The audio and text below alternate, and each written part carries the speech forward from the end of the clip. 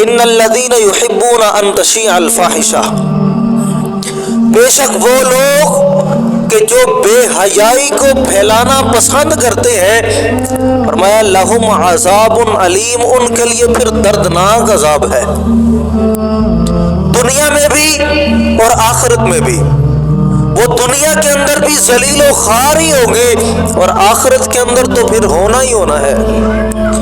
کیوں؟ انہوں نے بے حیائی کو پروموٹ کیا، آگے پھیلایا، کوئی بری چیز آئی اس کے پاس، پھر اس بری چیز کو آگے بھیج دیا۔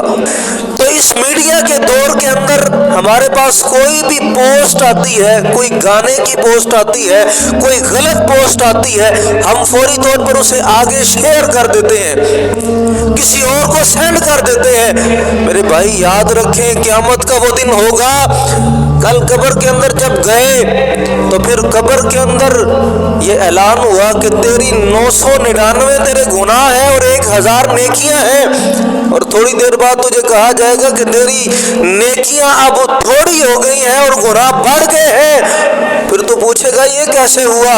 پھر تجھے بتایا جائے گا وہ تو نے جو دنیا کے اندر گناہ کیا تھا اور گناہ پھیلایا تھا، اس گناہ کی وجہ سے آج تجھے بھی گناہ ہو رہا ہے، تجھے بھی گناہ ہو۔ آج کے دور میں اگر کوئی بندہ ظالم ظلماً کسی مسلمان کو قتل کرتا ہے، اس کا گناہ حضرت آدم علیہ السلام کے وہ بیٹے جن کا نام قابیل تھا، اس قابیل کو بھی اس کا گناہ پہنچتا ہے۔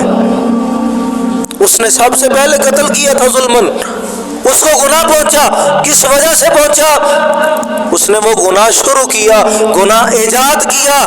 ہم اگرچہ گناہ ایجاد نہیں کرتے، لیکن وہ پوسٹ جو ہم نے شیئر کی، آگے جتنے لوگوں نے دیکھی، جتنے لوگوں نے آگے پھیلائی، جتنا گناہ ان کو ہوا ہمارے کھاتے میں بھی لکھا جائے گا۔ کہ یہ گناہ، وہ حدیث پاک ہے، حضور علیہ الصلوۃ والسلام کی فرمایا کہ 3 چیزیں بندے کے مرنے کے بعد اس کے کام آئیں گی۔ ایک وہ علم جو اس نے آگے پھیلایا۔ آج کے دور میں یہ علم قبر کے اندر کام کیسے آئے گا؟ یہ الیکٹرونک میڈیا کے ذریعے۔ یہ ہماری تقریر ریکارڈ ہوئی، آگے قیامت تک جب تک چلتی رہے گی، ہماری کسی نے ایک بات پر بھی عمل کر لیا، اس کا ثواب ہمیں بھی پہنچے گا، ہم چاہے کتنے سالوں میں قبر کے اندر ہیں، ہے کہ نہیں؟ ایسے ہی جب کسی عمل کا ثواب پہنچے گا، پھر اس عمل کا گناہ بھی پہنچے گا جو تو نے گانے کو آگے شیئر کیا۔